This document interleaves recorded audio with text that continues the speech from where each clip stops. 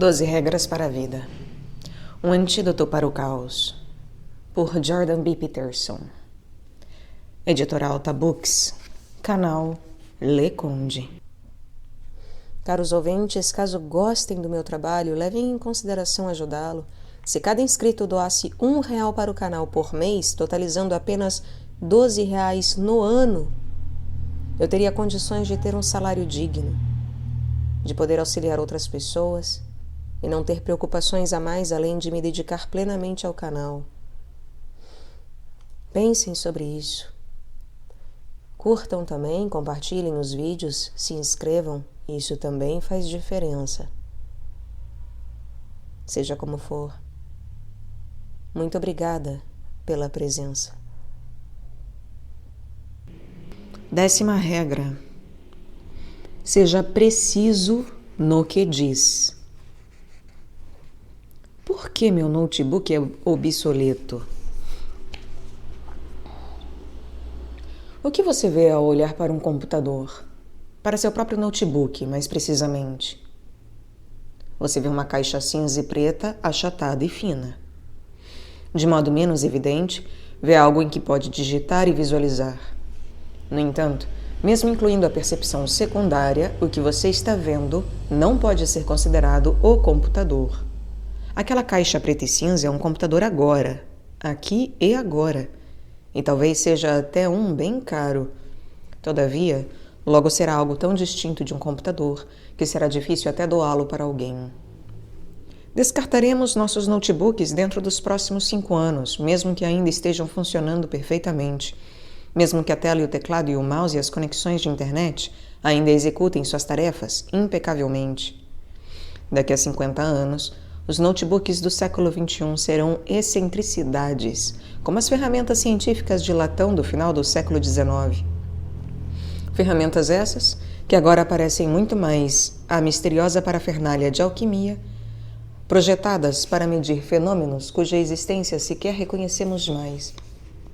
Como é possível que máquinas high-tech, cada uma contendo mais poder computacional do que o programa espacial Apollo inteiro, percam seu valor em um período tão curto? Como se transformam tão rapidamente de máquinas empolgantes, úteis e promotoras de status em complexos pedaços de lixo? Os motivos são a natureza de nossas percepções e as interações normalmente invisíveis entre elas e a complexidade subjacente do mundo. Seu notebook é uma nota em uma sinfonia atualmente sendo tocada por uma orquestra de tamanho incalculável. É uma parte bem pequena de um todo muito maior. Grande parte de sua capacidade está além da sua capa rígida. Ele mantém sua função somente porque uma ampla série de outras tecnologias atua de forma harmônica e efetiva. Ele é alimentado, por exemplo, por uma rede de transmissão de energia elétrica cuja função é invisivelmente dependente da estabilidade de uma miríade de complexos sistemas físicos, biológicos, econômicos e interpessoais. As fábricas que fazem as peças ainda estão em operação. O sistema operacional que permite seu funcionamento é baseado nessas peças, e não em outras que ainda não foram criadas. Seu hardware de vídeo executa a tecnologia esperada pelas pessoas criativas que postam seu conteúdo na internet. Seu notebook está em comunicação com um ecossistema certo e especificado de outros dispositivos e servidores web. E, finalmente, tudo isso se torna possível por um elemento ainda menos visível: o contrato social de confiança. Os sistemas conectados e fundamentalmente honestos da política e da economia que tornam o confiável sistema de transmissão de energia elétrica uma realidade. Essa interdependência entre as partes e o todo, invisível nos sistemas que funcionam, torna-se nítida nos que não funcionam. Os sistemas adjacentes de ordem superior que possibilitam a existência de computador pessoal são quase inexistentes em países corruptos e de terceiro mundo, de modo que linhas de energia, computadores elétricos e todos os outros elementos que indicam concretamente a existência de uma rede de transmissão estão ausentes ou comprometidos e, na verdade, pouco contribuem para o fornecimento efetivo de eletricidade para os lares das pessoas e fábricas. Isso torna a percepção dos eletrônicos e de outros dispositivos que a eletricidade teoricamente possibilita como unidades separadas e funcionais decepcionante, na melhor das hipóteses, e impossível, na pior. Isso se deve parcialmente à insuficiência técnica. Os sistemas simplesmente não funcionam, mas também, em grande parte, à falta de confiança característica das sociedades sistemicamente corruptas. Colocando de outra forma, o que você percebe com seu computador é como uma única folha em uma árvore em uma floresta, ou sendo ainda mais exato, como seus dedos roçando brevemente essa folha. Uma única folha pode ser arrancada de um galho. Ela pode ser percebida, ainda que brevemente, como uma entidade única, independente. Mas essa percepção ilude mais do que esclarece. Em algumas semanas a folha vai se esfarelar e dissolver. Ela nem estaria lá se não fosse a árvore. Ela não é capaz de continuar a existir na ausência da árvore. Essa é a posição dos nossos notebooks em relação ao mundo. Grande parte do que são permanece fora de seus limites, e sendo assim, o aparelho com tela que seguramos em nosso colo só é capaz de manter sua fachada de computador por alguns poucos anos. Quase tudo o que vemos e seguramos nas mãos é assim, embora frequentemente não de forma tão evidente. Ferramentas, obstáculos e extensões para o mundo. Presumimos que vemos objetos ou coisas quando enxergamos o mundo, mas na verdade não é assim. Nossos sistemas perceptivos evoluídos transformam o mundo interconectado, complexo e multinível que habitamos não apenas em coisas per se, como também em coisas úteis, ou suas nêmesis, as coisas que atrapalham o nosso caminho. É uma redução necessária e prática do mundo.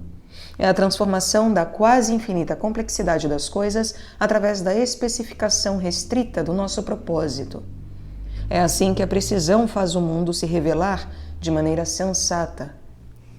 Isso não é nem de longe o mesmo que perceber objetos. Não enxergamos entidades inúteis e depois lhes atribuímos significado. Percebemos diretamente seu significado. Vemos pisos para caminhar, portas para atravessar e cadeiras para sentar.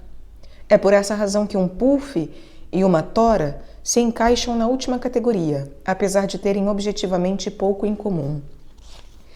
Vemos pedras porque podemos atirá-las, nuvens porque podem fazer chover, maçãs para comermos, e os automóveis de outras pessoas porque entram na nossa frente e nos irritam. Enxergamos ferramentas e obstáculos, não objetos ou coisas. Além disso, vemos as ferramentas e os obstáculos em um nível de análise prática que os tornam mais úteis ou perigosos, dadas as nossas necessidades, capacidades ou limitações perceptivas. O mundo se revela para nós como algo a ser utilizado e explorado, não como algo que simplesmente é. Vemos os rostos das pessoas com quem falamos porque precisamos nos comunicar e cooperar com elas. Não precisamos enxergar suas subestruturas microcósmicas, suas células ou organelas subcelulares, moléculas e átomos que compõem essas células. Não vemos também o macrocosmo que a cerca, os familiares e amigos que formam seus círculos sociais imediatos, as economias em que estão inseridas, ou a ecologia que contém tudo isso. Finalmente, e de igual importância, não as vemos ao longo do tempo. Enxergamos essas pessoas no restrito, imediato e sobrepujante agora, e não cercadas de ontens e amanhãs que podem ser a parte mais importante delas, mais do que qualquer coisa que se manifeste no momento e de modo evidente. E temos que ver dessa maneira, ou ficaríamos sobrecarregados. Quando enxergamos o mundo, percebemos apenas o suficiente para que nossos planos e ações funcionem e para que possamos enfrentar a situação, Assim, o lugar em que nos fazemos presentes é esse suficiente. Essa é uma simplificação funcional, inconsciente e radical do mundo. E é quase impossível não confundirmos essa visão com o mundo em si. Mas os objetos que vemos não estão simplesmente no mundo, lá, para nossa percepção simples e direta. Eles existem em uma relação mútua, complexa e multidimensional, e não como objetos independentes, vinculados e nitidamente apartados. Não percebemos os objetos, mas sim sua utilidade, e ao fazer isso, nós os tornamos suficientemente simples para uma compreensão satisfatória. É por essa razão que devemos ser precisos em nosso propósito. Sem essa precisão, afogamo-nos na complexidade do mundo. Isso se aplica inclusive à nossa percepção de nós mesmos, de nossas personalidades individuais. Presumimos que nossas fronteiras sejam a superfície da nossa pele por causa da maneira que as percebemos, mas com um pouco de reflexão, podemos entender a natureza temporária dessas fronteiras. Transformamos o que está dentro da nossa pele, por assim dizer, conforme o contexto no qual habitamos muda. Mesmo quando fazemos algo aparentemente simples, como segurar uma chave de fenda, nosso cérebro automaticamente ajusta o que ele considera como corpo para incluí-la.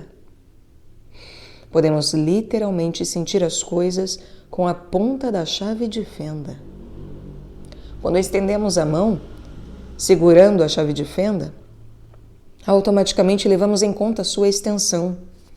Podemos sondar toda sorte de detalhes com essa extremidade estendida e compreender o que estamos explorando. Além disso, instantaneamente consideramos a chave de fenda em nossa mão como nossa e nos tornamos possessivos. Fazemos o mesmo com ferramentas muito mais complexas, em situações muito mais complexas. Os carros que dirigimos instantânea e automaticamente passam a fazer parte de nós. Por isso, quando alguém desfere um soco no capô do nosso carro em um momento de irritação, levamos para o lado pessoal. Isso nem sempre é racional. Contudo, sem a extensão do nosso eu para as máquinas, seria impossível dirigir. Nossas fronteiras extensíveis também se expandem para incluir outras pessoas, familiares, parceiros amorosos e amigos. Uma mãe se sacrificará por seu filho. Será que nosso pai, filho, esposa ou marido são uma parte mais ou menos integrante de nós do que um braço ou uma perna? Podemos responder em parte perguntando: qual deles preferimos perder? Qual dessas perdas evitaríamos com um sacrifício maior? Exercitamos essa extensão permanente, esse compromisso permanente, identificando-nos com os personagens ficcionais de livros e filmes. Suas tragédias e triunfos se tornam nossos de forma rápida e convincente. Mesmo sentados inertes no sofá de nossas casas, ainda atuamos em uma multiplicidade de realidades alternativas, expandindo-nos de forma experimental, testando múltiplos caminhos potenciais antes de especificar aquele que de fato tomaremos. Absortos em um mundo ficcional, podemos até mesmo tornar-nos coisas que não existem de verdade. Em um piscar de olhos, na magia de uma sala de cinema, nos transformamos em criaturas fantásticas. Sentamo-nos no escuro, diante de imagens tremeluzentes e, de repente, nos tornamos bruxas, super-heróis, aliens, vampiros, leões, elfos ou marionetes de madeira. Sentimos tudo o que eles sentem e ficamos estranhamente satisfeitos em pagar por esse privilégio, mesmo quando o que experienciamos é tristeza, medo ou terror. Algo semelhante, porém mais extremo, acontece quando identificamos-nos não com um personagem em um drama ficcional, mas com todo um grupo em uma competição. Pense no que acontece quando seu time favorito perde ou ganha um jogo importante contra um arquirrival. O gol da vitória faz com que todos os fãs se levantem de modo inconsciente em uma sincronia não ensaiada. É como se muitos sistemas nervosos estivessem diretamente conectados ao jogo que se desenrola diante deles. Fãs encaram as vitórias e as derrotas de seus times de modo muito pessoal, usando as camisas de seus heróis, celebrando suas vitórias e derrotas, muito mais do que qualquer acontecimento que realmente ocorra em suas vidas cotidianas. Essa identificação se manifesta profundamente, até mesmo bioquímica e neurologicamente. Experiências indiretas de vitória e derrota, por exemplo, aumentam e diminuem os níveis de testosterona entre fãs participantes da competição. Nossa capacidade de identificação é algo que se manifesta em cada nível do nosso ser. Do mesmo modo, quando somos patriotas, nosso país não é apenas importante para nós. Nós somos ele. Podemos até mesmo sacrificar nossos eus individuais em combate para manter a integridade de nosso país. Ao longo de grande parte da história, essa disposição de morrer tem sido considerada algo admirável e corajoso, como parte de dever humano. Paradoxalmente, é uma consequência direta não da nossa agressividade, mas da nossa extrema sociabilidade e disposição em cooperar.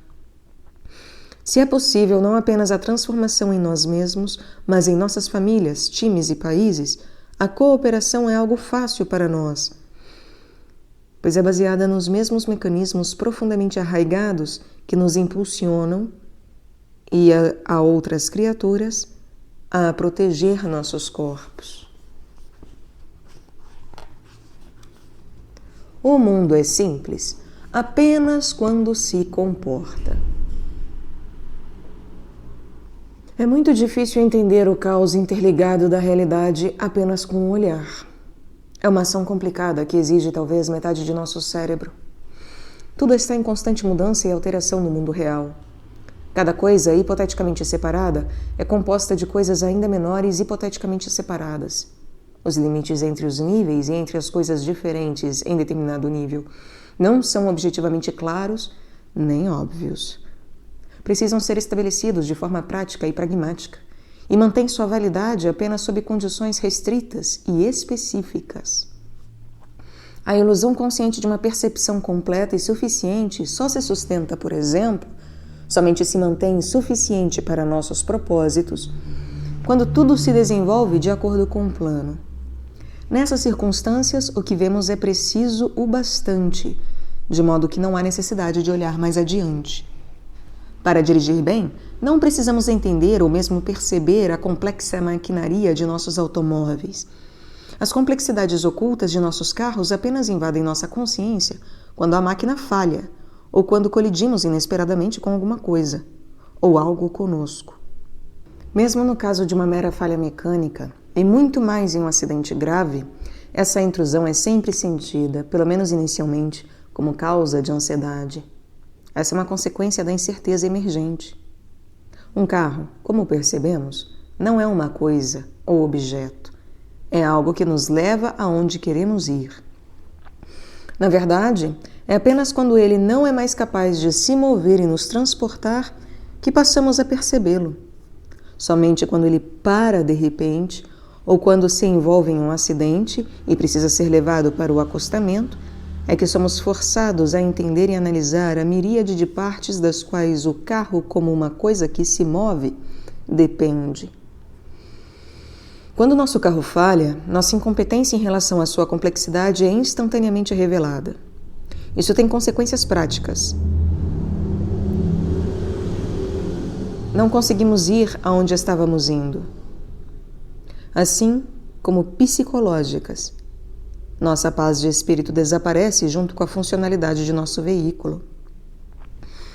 Geralmente precisamos recorrer aos especialistas presentes nas oficinas mecânicas para restaurar tanto a funcionalidade de nosso veículo quanto a simplicidade de nossas percepções.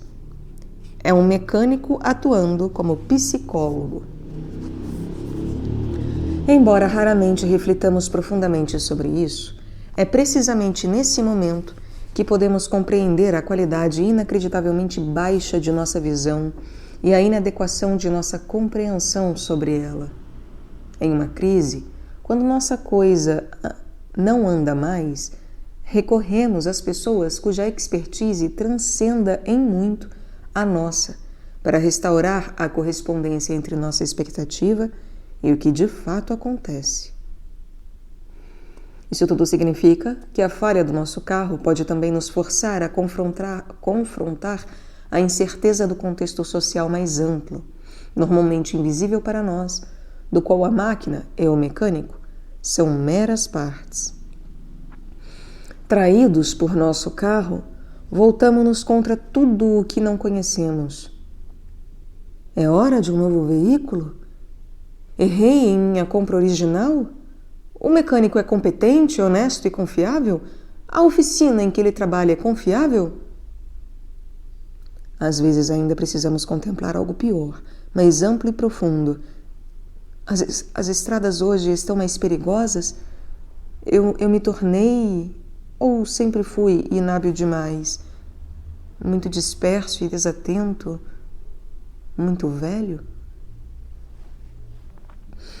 As limitações de todas as nossas percepções das coisas e dos eu se manifestam quando algo no qual usualmente podemos confiar em nosso mundo simplificado quebra. Então o mundo mais complexo, que sempre esteve lá, invisível e convenientemente ignorado, faz-se presente. É então que o jardim murado que arquetipicamente habitamos revela suas serpentes escondidas, mas sempre presentes. Você e eu somos simples apenas quando o mundo se comporta. Quando as coisas quebram, tudo aquilo que foi ignorado emerge. Quando não são mais especificadas com precisão, as paredes ruem e o caos se faz presente.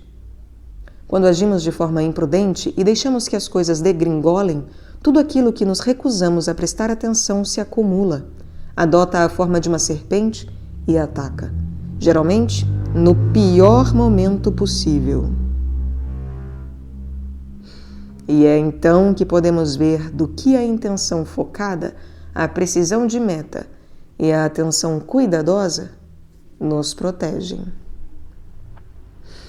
Imagine uma esposa leal e honesta que de repente se vê confrontada com evidências da infidelidade do marido. Ela vive com ele há anos. Ela o via como presumiu que ele fosse: fiel, trabalhador, amoroso e confiável. Ela se apoia em seu casamento como em uma rocha, ou pelo menos é no que acredita. Mas ele se torna menos atencioso e mais distraído. Ele começa, como dito clichê, a trabalhar até mais tarde. Pequenas coisas que ela diz o irritam sem justificativa. Um dia, ela o vê em um café no centro da cidade com outra mulher, interagindo de uma maneira difícil de se racionalizar e ignorar. As limitações e imprecisões de suas percepções anteriores se tornam imediata e dolorosamente óbvias. Sua teoria sobre seu marido desmorona. O que acontece em seguida? Primeiro alguém emerge em seu lugar. Ele, um estranho assustador e complexo. Isso por si só já é ruim o bastante, mas é metade do problema. Sua teoria sobre si mesma também desmorona, como resultado da traição. Então o problema é que não há apenas um estranho. São dois. Seu marido não é quem ela imaginava, mas ela também não. Agora é a esposa traída. Ela não é mais a esposa segura e bem-amada e a parceira valorosa. Estranhamente, apesar de nossas crenças na permanente imutabilidade do passado, ela pode jamais ter sido. O passado não é necessariamente o que era, mesmo que já tenha acontecido.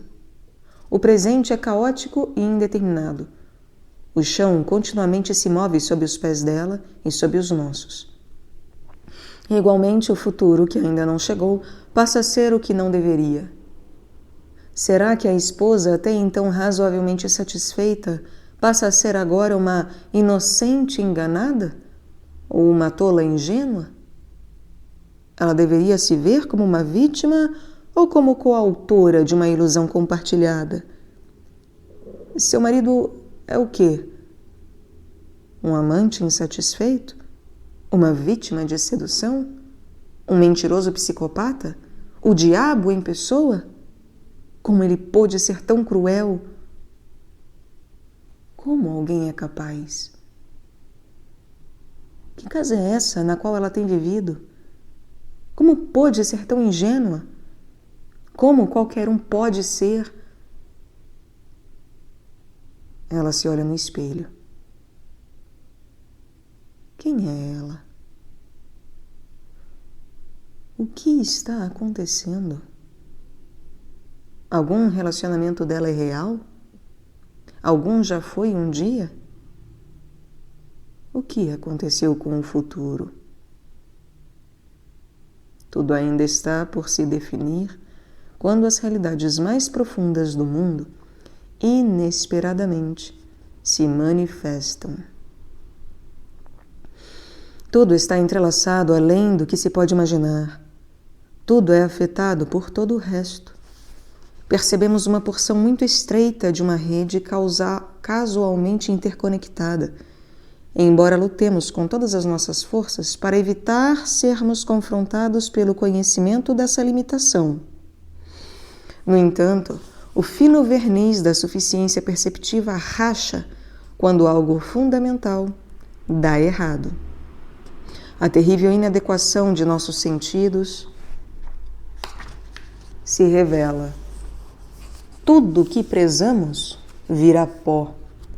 Ficamos paralisados. Viramos pedra. O que vemos então?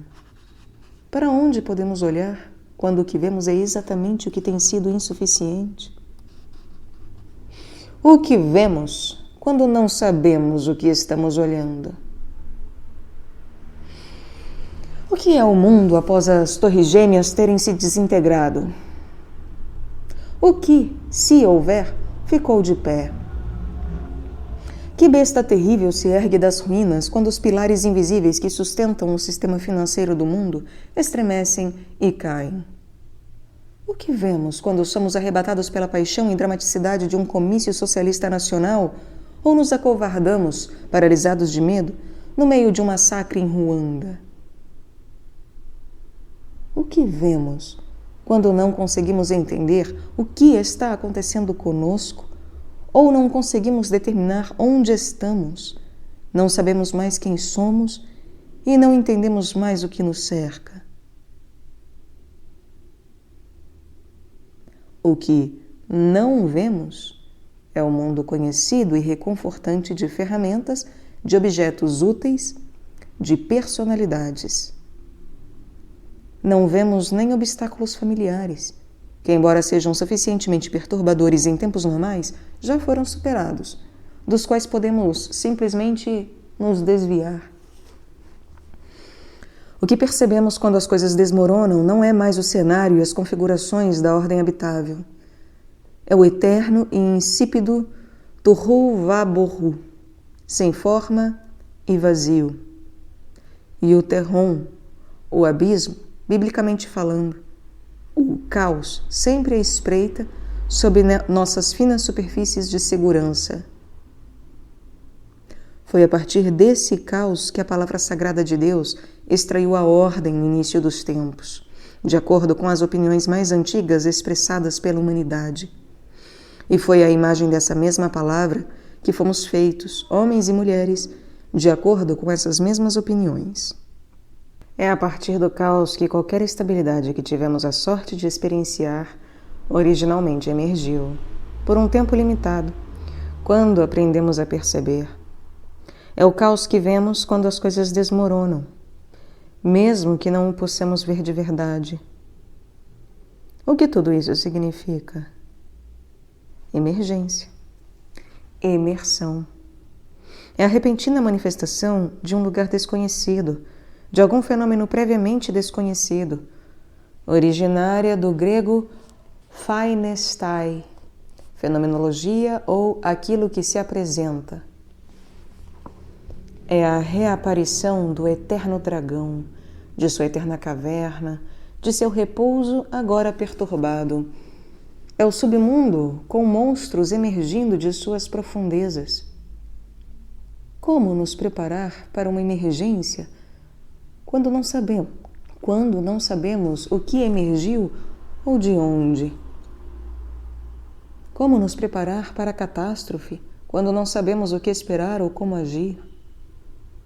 Abandonamos nossas mentes, por assim dizer, e recorremos aos nossos corpos. Eles reagem muito mais rápido do que nossas mentes. Quando as coisas desmoronam à nossa volta, nossa percepção desaparece e agimos. Respostas reflexas ancestrais processadas de forma automática e eficiente ao longo de centenas de milhões de anos nos protegem nos momentos terríveis, quando não só o raciocínio, mas a própria percepção falha. Nessas circunstâncias, nossos corpos se preparam para todas as eventualidades possíveis. Primeiro, ficamos paralisados. Os reflexos do corpo então misturam-se às emoções. O próximo estágio da percepção. Isso é assustador? Útil? Algo que deve ser combatido? Que pode ser ignorado? Como determinaremos isso? E quando? Não sabemos. Agora estamos em um estado de prontidão dispendioso e exigente. Nossos corpos estão inundados de cortisol e adrenalina. Nossos corações batem bem mais rápido. Nossa respiração se acelera. Percebemos dolorosamente que nosso senso de competência e completude se foi. Era só um sonho. Exaurimos nossos recursos físicos e psicológicos guardados cuidadosamente só para esse momento, se tivermos sorte o bastante de tê-los. Preparamo-nos para o pior ou para o melhor. Pisamos furiosamente no acelerador e apertamos o freio ao mesmo tempo. Gritamos ou rimos. Parecemos aborrecidos ou apavorados. Choramos. Depois, começamos a destrinchar o caos. Assim, a esposa enganada, cada vez mais atordoada, sente-se motivada a revelar tudo, para si mesma, para a irmã, para a melhor amiga, para um estranho em um ônibus, ou se refugia no silêncio e rumina os pensamentos obsessivamente, com a mesma finalidade. O que saiu errado? O que ela fez foi assim tão imperdoável? Quem é a pessoa com quem ela estava vivendo? Que tipo de mundo é esse? Que tipo de Deus criaria um lugar assim? Que conversa ela poderia iniciar com essa pessoa nova e enfurecedora que agora habita o casco de seu antigo marido? Que formas de vingança poderiam satisfazer sua raiva? Quem ela poderia seduzir em resposta à sua ofensa? Ela está alternadamente furiosa, apavorada, abatida pela dor e animada pelas possibilidades de sua recém-descoberta liberdade. Seu último refúgio de segurança inabalável não era, na verdade, nem estável nem certo, e estava longe de ser inabalável. Sua casa foi construída sobre um alicerce de areia. O gelo sobre o qual ela esquiava era simplesmente fino demais. Ela afundou na água abaixo dele e está se afogando. Ela foi atingida por um golpe tão forte que sua raiva, horror e sofrimento a consomem. Sua sensação de traição se amplia, até que todo o mundo é engolido por ela. Onde ela está? No submundo, com todos os seus fantasmas. E como chegou até aqui? Essa experiência, essa jornada até a subestrutura das coisas é tudo percepção também em sua forma nascente. Essa preparação, essa ponderação sobre o que poderia ter sido e o que ainda pode ser, essa emoção e fantasia. Tudo isso é a profunda percepção agora necessária antes que os objetos familiares que ela outrora conhecia reapareçam, se um dia aparecerem, em sua forma simplificada e confortável. Essa é a percepção antes que o caos de possibilidades seja rearranjado em realidades funcionais de ordem. Será que isso tudo foi realmente tão inesperado? Pergunta-se ela. Pergunta aos outros, pensando em retrospecto. Será que ela agora deveria se sentir culpada por ignorar os sinais de alerta, por mais sutis que tenham sido e por mais que ela tenha sido encorajada a evitá-los? Ela se lembra de quando se casou, ansiosamente se unindo ao marido todas as noites para fazer amor. Talvez isso fosse muito a esperar ou até mesmo a suportar uma vez nos últimos 6 meses, uma vez a cada 2 ou 3 meses, durante anos antes disso. Será que alguém digno de seu respeito, incluindo ela mesma, suportaria essa situação? Existe uma história infantil chamada There's No Such a Thing as a Dragon. Dragão é algo que não existe. Em tradução livre. De Jack Candy, de que gosto muito. É uma fábula muito simples, pelo menos à primeira vista. Certa vez, li suas poucas páginas para um grupo de ex-alunos aposentados da Universidade de Toronto e lhes expliquei seu significado simbólico. Ela trata de um garotinho, Billy Bixby, que observa, sentado em sua cama certa manhã, um dragão. Ele é do tamanho de um gato e muito amigável. Ele conta para sua mãe, mas ela lhe diz que dragões não existem. Então o dragão começa a crescer. Ele come todas as panquecas de Billy. Logo passa a ocupar a casa toda. A mãe tenta passar o aspirador, mas ela precisa entrar e sair da casa pelas janelas, porque o dragão está por toda parte. Assim, ela demora uma eternidade. Então o dragão foge, arrastando consigo a casa inteira. O pai de Billy chega à casa e só há um espaço vazio, onde ele costumava morar. O carteiro lhe conta para onde foi a casa. Ele vai atrás, escala a cabeça e o pescoço do dragão, que agora se espalha até a rua, e reencontra sua mulher e seu filho. A mãe ainda insiste em que dragões não existem. Mas Billy, que agora já está cansado disso, teima. Tem um dragão, mamãe! Instantaneamente, ele começa a encolher. E logo está do tamanho de um gatinho novamente. Todos concordam que dragões daquele tamanho, 1, existam, e 2, são muito melhores do que seus colegas gigantescos. A mãe, de olhos relutantemente abertos nesse momento, pergunta um tanto lastimosa por que ele cresceu tanto. Billy calmamente sugere: talvez ele quisesse ser notado. Talvez. Essa é a moral de muitas e muitas histórias. O caos emerge em uma casa pouco a pouco. Felicidade e ressentimento mútuo se acumulam. Tudo que está desnorteado, desordenado, é varrido para baixo do tapete, onde o dragão se alimenta das migalhas. Mas ninguém diz nada, enquanto a sociedade compartilhada e a ordem negociada da casa se revelam inadequadas ou se desintegram diante do inesperado e ameaçador. Em vez disso, todos tentam fingir que nada está acontecendo. A comunicação exigiria admitir emoções terríveis: ressentimento, medo, solidão, desespero, ciúmes, inveja, frustração, ódio, tédio.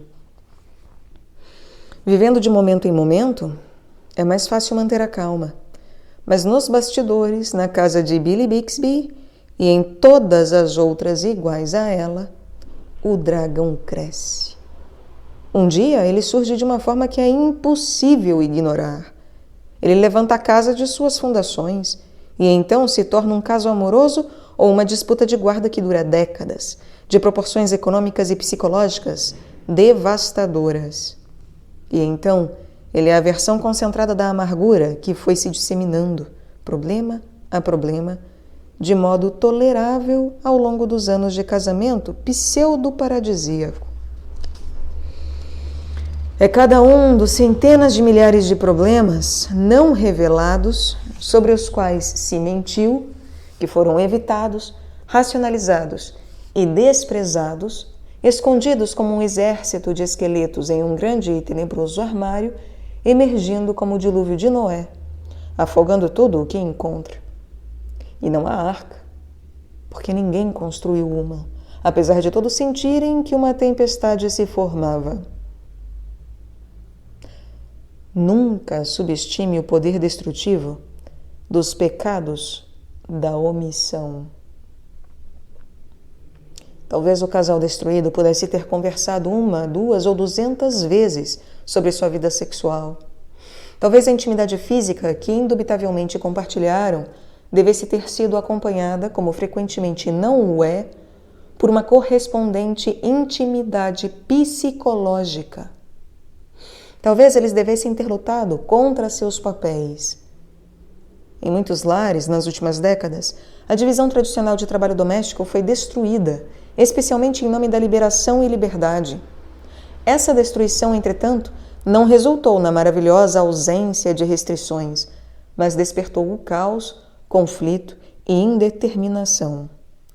A fuga da tirania é frequentemente seguida não pelo paraíso, mas por uma morada temporária no deserto, sem rumo, confusa e desprovida.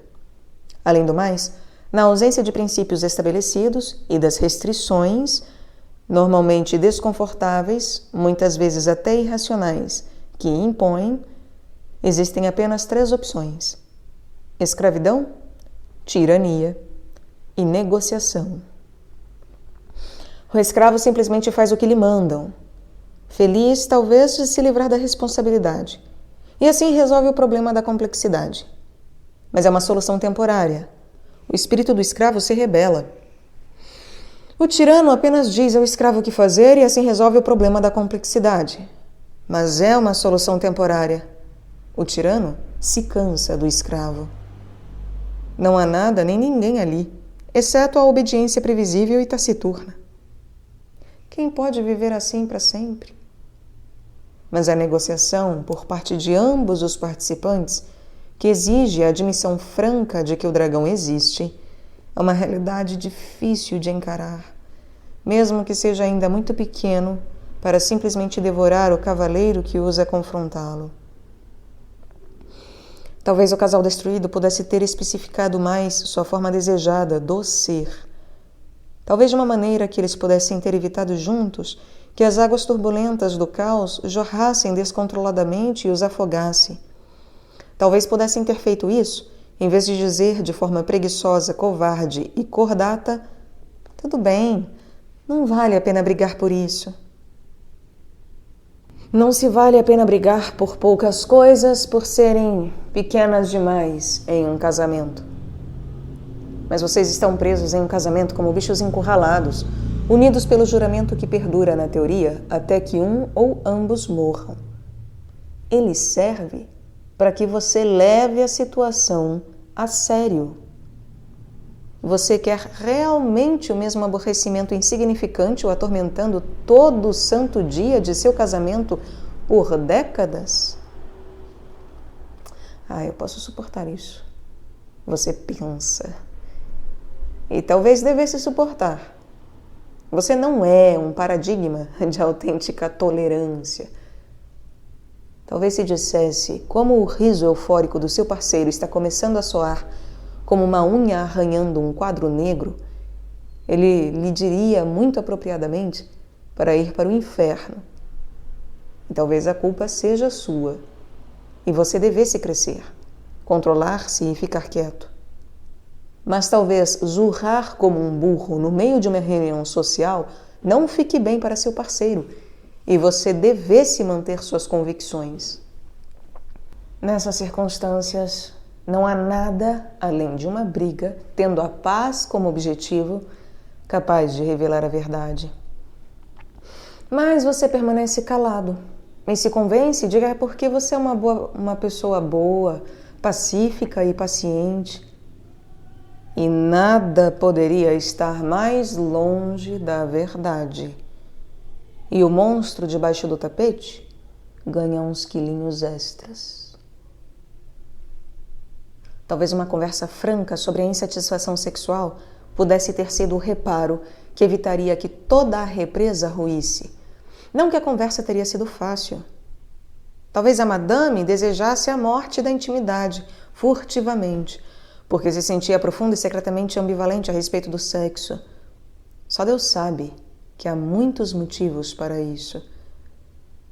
Talvez o Monsieur fosse um amante terrível e egoísta. Talvez ambos fossem. Valeria a pena brigar para descobrir isso, não? É uma parte importante da vida, não é mesmo? Talvez enfrentar e, nunca se sabe, resolver o problema compensasse 2 meses de puro sofrimento, somente dizendo um ao outro a verdade, sem intenção de destruir ou vencer, porque isso não é a verdade, é simplesmente uma guerra total. E talvez não fosse só o sexo. Talvez todo o diálogo entre marido e mulher tenha se deteriorado em uma rotina entediante, sem nenhuma aventura compartilhada para entusiasmar o casal. Talvez fosse mais fácil aceitar a deterioração, momento a momento, dia após dia, do que arcar com a responsabilidade de manter a relação viva. Afinal, tudo o que está vivo morre sem a devida atenção. A vida é indissociável do cuidado constante e dedicado. Ninguém encontra um par tão perfeito que a necessidade de atenção e esforço contínuo desapareça. E além disso, se você encontrou a pessoa perfeita, ela teria fugido do sempre tão imperfeito você com justificado horror. Na verdade, o que você precisa, afinal, o que merece, é de alguém exatamente tão imperfeito quanto você. Talvez o marido que a traiu fosse terrivelmente egoísta e imaturo. Pode ser que esse egoísmo tenha assumido o controle. Talvez ela não tenha combatido essa tendência do marido com força e vigor suficientes.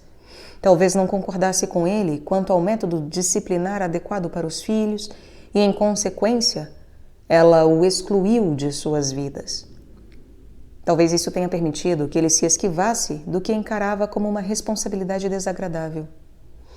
Talvez o ódio tenha nascido nos corações dos filhos por assistirem a essa batalha oculta, castigados pelo ressentimento de sua mãe e alienados, pouco a pouco, do bom e velho pai.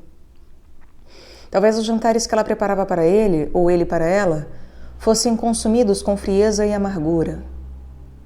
Pode ser que todo aquele conflito não enfrentado tenha deixado os dois rancorosos, de uma forma silenciosa, mas colocada em prática com eficiência. Talvez todos aqueles problemas não discutidos tenham começado a minar as redes invisíveis que alicerçavam o casamento.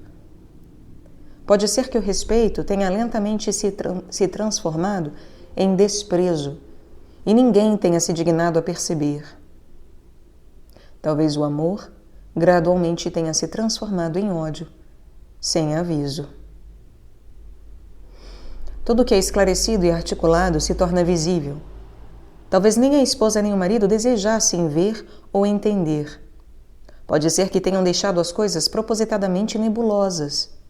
Talvez eles tenham criado a neblina para esconder o que não queriam ver. O que a esposa ganhou quando passou de amante a empregada ou mãe? Foi um alívio quando sua vida sexual deixou de existir? Poderia ela assim reclamar com mais razão para os vizinhos e para sua mãe quando seu marido se afastou? Talvez isso seja secretamente mais gratificante do que qualquer coisa de bom que pudesse advir de qualquer casamento, não importa o quão perfeito. O que poderia se comparar aos prazeres do martírio sofisticado e habilidoso? Ela é uma pessoa santa, casada com um homem tão terrível. Ela merece muito mais. Esse é um mito gratificante, no qual fundamentar a vida, mesmo quando escolhido de modo inconsciente. A verdade da situação que se dane. Talvez ela nunca tenha realmente gostado do marido. Talvez ela nunca tenha gostado de homens e ainda não goste. Talvez seja culpa da mãe dela ou da sua avó. Talvez ela tenha imitado o comportamento delas, exteriorizado o problema delas, transmitido inconsciente e implicitamente ao longo das gerações. Pode ser que ela estivesse se vingando do pai, do irmão ou da sociedade. O que seu marido ganhou de sua parte quando sua vida sexual em casa morreu? Ele concordava voluntariamente como um mártir e reclamava com amargura para os amigos? Ele usou isso como a desculpa que queria para procurar uma nova amante? Ele usou isso para justificar o ressentimento que ainda sente em relação às mulheres, em geral, pelas rejeições que enfrentou repetidas vezes antes de se casar?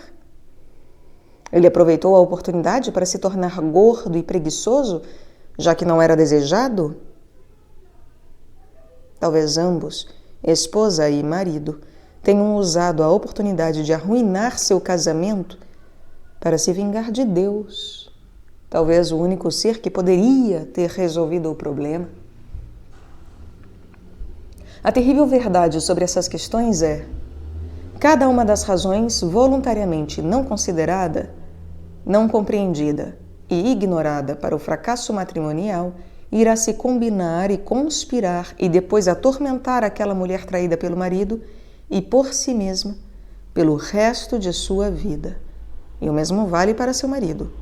Tudo o que ela, ele, eles ou nós precisamos fazer para garantir esse resultado é nada. Não perceba, não reaja, não discuta, não pondere, não se esforce pela paz, não assuma responsabilidades. Não confronte o caos e o transforme em ordem. Apenas espere, num ato nem um pouco ingênuo e inocente, que o caos emerja e o engula. Por que evitar? Se a evasão necessária e inevitavelmente envenena o futuro. Porque a possibilidade de um monstro está escondida à espreita em todos os desentendimentos e erros. Talvez a briga que você esteja ou não esteja travando com sua mulher ou seu marido signifique o início do fim de seu relacionamento. Talvez seu relacionamento esteja terminando porque você é uma pessoa má. É provável, pelo menos em parte, não é? Ter a discussão necessária para resolver um problema real, portanto, requer disposição para confrontar duas possibilidades perigosas e infelizes simultaneamente: o caos, a potencial fragilidade do relacionamento, de todos os relacionamentos e da própria vida, e o inferno, o fato de que você e seu parceiro poderiam, cada um, ser uma pessoa má o bastante para arruinar tudo com sua preguiça e rancor. Há todos os motivos para evasivas, mas isso não ajuda. Por que continuar indefinido quando isso torna a vida estagnada e sombria? Ora, se você não sabe quem é, pode se esconder na dúvida. Talvez você não seja uma pessoa má, negligente e desprezível. Quem sabe? Não você.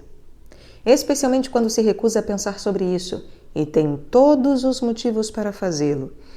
Mas não pensar sobre algo que não quer saber não faz com que isso desapareça. Você está apenas trocando um conhecimento específico, particular, intencional, da lista provavelmente finita de suas culpas e falhas reais, por uma lista muito mais longa de potenciais inadequações e insuficiências indefinidas. Por que se recusar a investigar quando o conhecimento da realidade permite uma maestria da realidade? Se não há maestria, pelo menos a posição de um honesto amador. Ora, e se realmente existir algo de podre no reino da Dinamarca? E daí?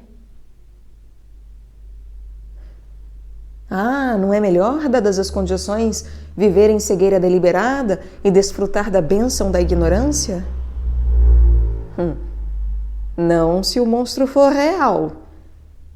Você realmente acha uma boa ideia recuar, abandonar a possibilidade de se armar contra o crescente mar de problemas e, com isso, se diminuir aos próprios olhos? Você realmente acredita que é sábio deixar que a catástrofe cresça nas sombras, enquanto você encolhe, afunda e fica com ainda mais medo? Não é melhor se preparar, afiar sua espada, perscrutar a escuridão e depois agarrar o touro pelos chifres? Talvez você se machuque. Provavelmente você sairá machucado. A vida afinal é sofrimento. Mas talvez o ferimento não seja fatal. Se em vez disso você esperar que aquilo que está se recusando a investigar venha bater à sua porta, os resultados certamente não serão muito favoráveis para você. O que você menos queria, inevitavelmente acontecerá. E quando menos estiver preparado, o que menos deseja encontrar se manifestará quando você estiver mais fraco e ele mais forte. E você será derrotado. Abre aspas. Gira e gira no vórtice crescente. Não escuta o falcão ao falcoeiro. As coisas vão abaixo. O centro cede. Mera anarquia é solta sobre o mundo. Solta a maré de sangue turva. Afoga-se. Por toda parte o rito da inocência. Falta fé aos melhores. Já os piores se enchem da intensidade apaixonada. Fecha aspas. A segunda vinda, William Butler Yeats. Por que se recusar a especificar, quando especificar o problema possibilitaria sua solução? Porque especificar o problema é admitir que ele existe. Porque especificar o problema é se permitir saber o que você quer, digamos, de um amigo ou de um amante, para assim reconhecer de forma clara e precisa quando não o tiver. Isso vai lhe machucar de forma aguda e precisa. Mas você aprenderá algo com isso e usará o que aprendeu no futuro. E a alternativa para aquela dor única e aguda é o doer contínuo e entorpecedor da desesperança permanente e do fracasso vago, e a sensação de que o tempo, o precioso tempo, está se esvaindo. Por que se recusar a especificar? Porque enquanto você deixa de definir o sucesso e assim torna-o impossível, você também se recusa a definir o fracasso para si mesmo, para que, se e quando fracassar, você sequer note e não doa. Mas isso não vai funcionar.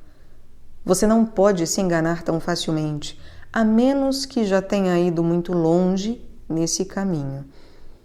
Em vez disso, você carregará uma sensação contínua de frustração em seu próprio ser, junto com o autodesprezo que ela impõe e o crescente ódio pelo mundo que tudo isso gera ou degenera.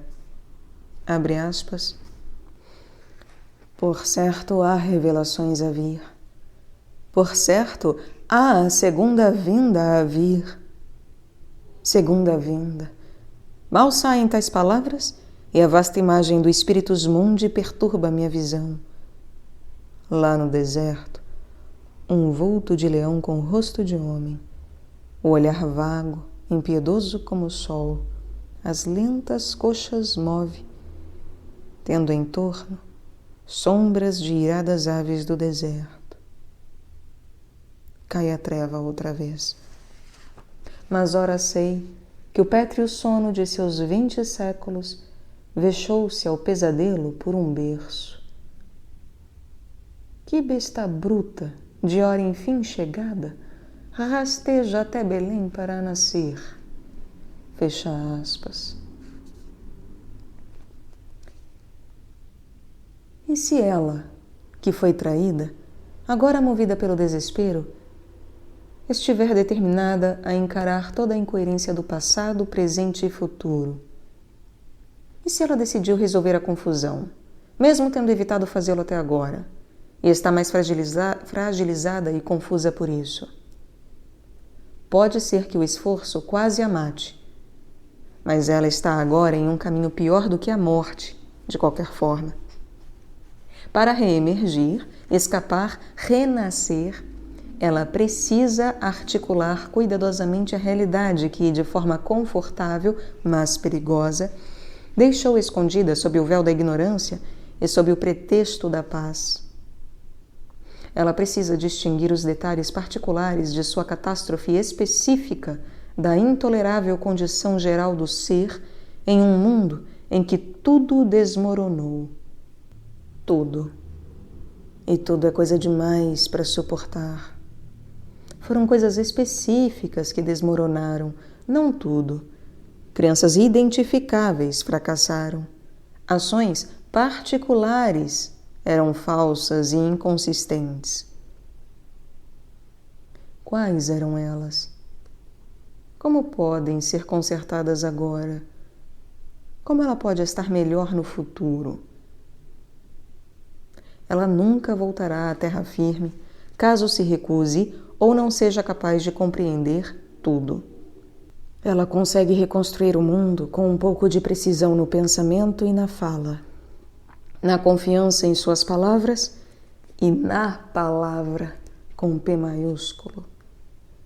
Mas talvez seja melhor deixar as coisas na neblina. Talvez agora simplesmente não tenha restado muito para ela. Talvez muito dela tenha sido deixado por se revelar, por se desenvolver. Talvez ela simplesmente não tenha mais a energia. Um pouco de cuidado precoce, coragem e honestidade em sua forma de se expressar poderiam tê-la salvado de todos esses problemas. E se ela tivesse comunicado sua infelicidade com o declínio de sua vida amorosa, assim que começou a declinar? Exatamente quando esse declínio a incomodou pela primeira vez? Ou se isso não a incomodou, e se ela tivesse comunicado o fato de que isso não a perturbou tanto quanto deveria? E se tivesse enfrentado com clareza e cuidado o desprezo de seu marido pelos seus esforços domésticos? E se tivesse descoberto seu ressentimento por seu pai e pela própria sociedade, e a consequente contaminação de seus relacionamentos? E se tivesse consertado tudo isso, quanto ela seria mais forte então? Quanto menos propensa a se esquivar das dificuldades em consequência? Como poderia ter servido a si mesma, à sua família e ao mundo? E se ela contínua e honestamente se arriscasse ao conflito no presente em prol da verdade e paz em longo prazo? E se ela tivesse tratado os microdesmoronamentos em seu casamento como evidência de sua instabilidade subjacente, eminentemente digna de atenção, em vez de ignorar, suportar ou fingir que nada acontecia, de uma maneira gentil e cordata? Talvez ela fosse diferente e seu marido também. Talvez eles ainda estivessem casados, formalmente e em espírito. Talvez ambos fossem muito mais jovens, física e mentalmente, do que agora. Talvez sua casa repousasse mais na rocha e menos na areia. Quando as coisas desmoronam e o caos emerge, podemos reestruturá-las e restabelecer a ordem através de nossa linguagem. Se falarmos com cuidado e precisão, somos capazes de compreender as coisas, colocá-las em seu devido lugar, estabelecer um novo objetivo e superá-las, normalmente de forma comunal, se negociarmos, se chegarmos a um consenso. Entretanto, se falarmos com descuido e imprecisão, as coisas permanecem vagas. O destino permanece indefinido. A neblina de incerteza não se dispersa e não há negociação com o mundo. A construção da alma e do mundo. A psique, a alma e o mundo, nos níveis mais elevados da existência humana, são ambos organizados com a linguagem através da comunicação. As coisas não são como parecem quando o resultado não foi nem intencional nem desejado. O ser não foi classificado nas categorias apropriadas quando não se está comportando adequadamente. Quando algo sai errado, até a percepção deve ser questionada, assim como a avaliação, o pensamento e a ação. Quando o erro se anuncia, o caos indiferenciado está próximo. Sua forma reptiliana é paralisada e se confunde. Mas os dragões, que são reais, talvez mais do que qualquer outra coisa, também guardam riquezas. Nesse colapso para dentro da terrível desordem do incompreendido ser, espreita a possibilidade de nova e benevolente ordem. A clareza de pensamento, a corajosa clareza de pensamento, é necessária para invocá-la. O problema em si precisa ser admitido o mais breve possível a partir do momento de seu surgimento. Estou infeliz é um bom começo. E não tenho o direito de ser infeliz, porque isso ainda é questionável no início do processo de solução do problema. Pode ser que a sua infelicidade seja justificada nas atuais circunstâncias. Pode ser que qualquer pessoa racional ficasse descontente e infeliz de estar em seu lugar. Ou talvez você seja apenas imaturo e lamurioso. Considere ambos como pelo menos igualmente prováveis. Por mais terrível que essa consideração pareça. Exatamente quão imaturo você pode ser? Esse é um abismo potencialmente sem fundo, mas pelo menos você pode corrigi-lo se conseguir admitir o problema. Analisamos o complexo e intricado caos e especificamos a natureza das coisas, incluindo nós mesmos. É dessa forma que nossa exploração comunicativa e criativa continuamente gera e regenera o mundo. Somos moldados e informados pelo que voluntariamente encontramos e moldamos o lugar que habitamos também nesse encontro. É difícil, mas a dificuldade não é relevante, pois a alternativa é pior. Talvez nosso marido errante ignorasse a conversa na hora do jantar com sua esposa, porque odiava seu emprego e estava cansado e ressentido. Talvez ele odiasse seu trabalho porque sua carreira tenha lhe sido imposta por seu pai e ele fosse muito fraco ou leal para contrariá-lo. Talvez ela tenha suportado sua falta de atenção porque acreditava que uma objeção direta por si só era grosseira e imoral. Talvez ela odiasse a raiva do próprio pai e tenha decidido, ainda muito jovem, que toda agressividade e assertividade eram moralmente erradas. Talvez ela pensasse que o marido não a amaria se ela tivesse opiniões próprias. É muito difícil colocar essas coisas em ordem. Mas uma máquina danificada continuará funcionando mal se o problema não for diagnosticado e consertado. O joio é o trigo. A precisão especifica. Quando algo terrível acontece, é a precisão que distingue aquela única coisa terrível que realmente aconteceu de todas as outras igualmente terríveis que poderiam ter ocorrido, mas não aconteceram. A precisão especifica. Quando algo terrível acontece, é a precisão que distingue aquela única coisa terrível que realmente aconteceu de todas as outras igualmente terríveis que poderiam ter ocorrido, mas não aconteceram. Se você acordar com dor, pode estar morrendo, pode estar morrendo lenta e terrivelmente de uma de inúmeras doenças dolorosas. Se você se recusa a contar ao seu médico sobre sua dor, então o que tem é inespecífico, pode ser qualquer doença. E certamente, já que você evitou a conversa sobre o diagnóstico, o ato de articular é algo inexprimível. Mas, se você contar ao médico, todas as possíveis doenças vão desaparecer, com sorte, e restará apenas uma terrível doença, ou nem tão terrível, ou até mesmo nada. Então você pode rir de seus medos anteriores, e se algo realmente estiver errado, bom, você estará preparado. A precisão pode deixar a tragédia intacta, mas ela afugenta os demônios e monstros. O que você ouve na floresta, mas não consegue ver, pode ser um tigre. Pode até ser um bando de tigres. Um mais faminto e mais cruel do que o outro, liderados por um crocodilo. Mas também pode não ser.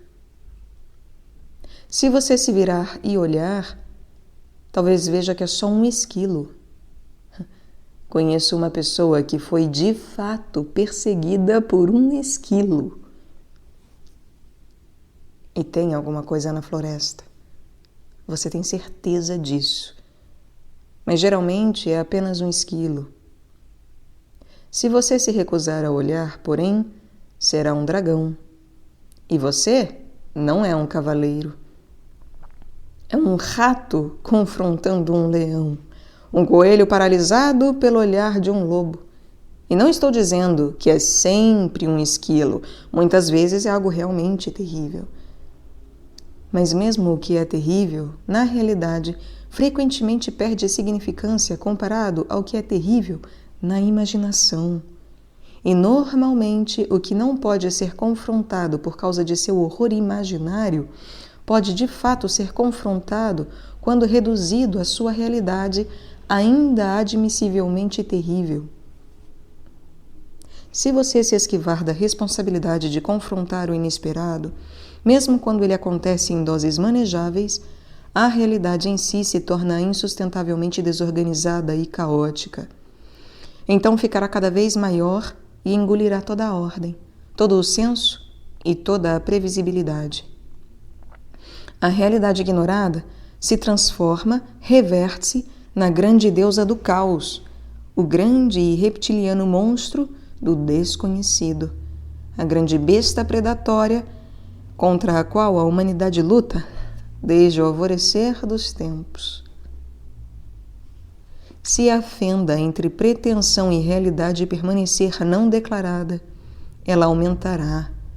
Você cairá dentro dela e as consequências não serão boas. A realidade ignorada se manifesta em um abismo de confusão e sofrimento. Tenha cuidado com o que diz a si mesmo e aos outros sobre o que fez, o que está fazendo e aonde está indo. Busque as palavras corretas. Organize-as em sentenças corretas e essas sentenças em parágrafos corretos.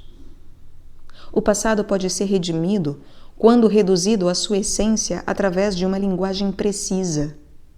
O presente pode então fluir sem roubar o futuro, se suas realidades forem expressas claramente. Com um pensamento cuidadoso, o destino singular e grandioso que justifica a existência pode ser extraído da multitude de futuros sombrios e desagradáveis que são muito mais prováveis de se manifestarem por vontade própria. É assim que o olho e a palavra criam a ordem habitável.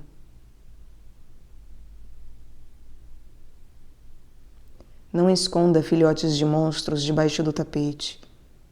Eles se desenvolvem. Eles crescem no escuro.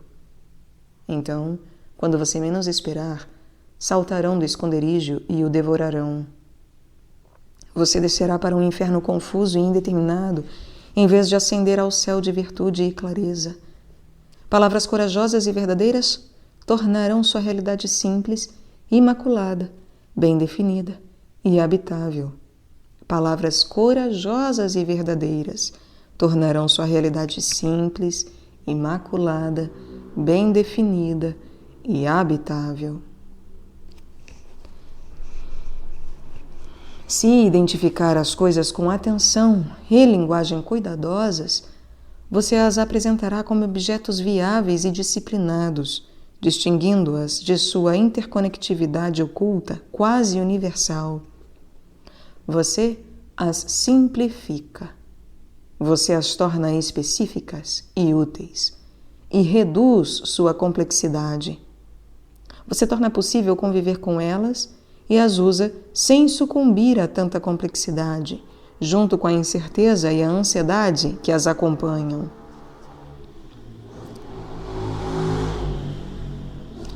Se deixar as coisas indefinidas, nunca saberá o que é uma coisa ou outra. Tudo se misturará com todo o resto, e isso torna o mundo complexo demais para ser enfrentado. Você tem que definir conscientemente o assunto de uma conversa, especialmente quando ele é difícil, ou passa a ser tudo, e tudo é coisa demais.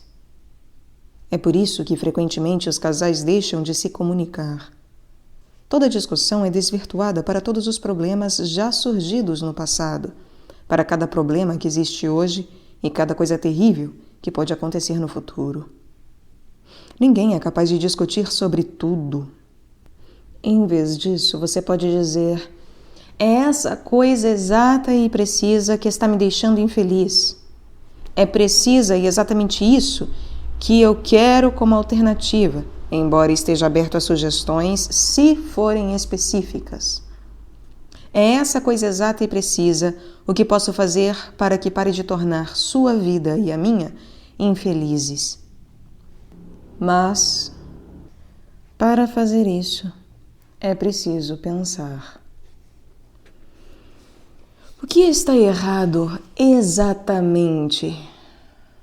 O que eu quero exatamente? Você precisa falar de forma clara e objetiva e resgatar o mundo habitável de dentro do caos. Precisa usar uma linguagem honesta e exata para isso. Se preferir se retrair e esconder, aquilo do que se esconde se transforma em um dragão gigantesco que espreita debaixo de sua cama, na sua floresta e nos recônditos sombrios de sua mente.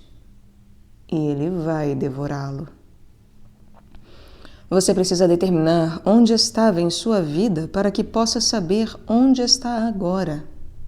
Se não souber exatamente onde está, pode estar em qualquer lugar. Qualquer lugar são lugares demais para se estar, e alguns deles são muito ruins. Você precisa determinar onde estava em sua vida, pois, do contrário, não será capaz de chegar aonde está indo. Não conseguirá ir do ponto A para o ponto B, a menos que já esteja no A. E se você estiver em qualquer lugar, as chances de estar no ponto A são de fato muito pequenas. Você precisa determinar aonde está indo em sua vida, pois não conseguirá chegar lá a menos que se mova naquela direção. Vagar aleatoriamente não o levará adiante, apenas o deixará frustrado, decepcionado, ansioso e infeliz, e o tornará uma pessoa difícil de se conviver, e depois rancoroso e até vingativo e ainda pior. Diga o que quer dizer para que possa descobrir o que quer dizer. Haja de acordo com o que diz para que possa descobrir o que acontece.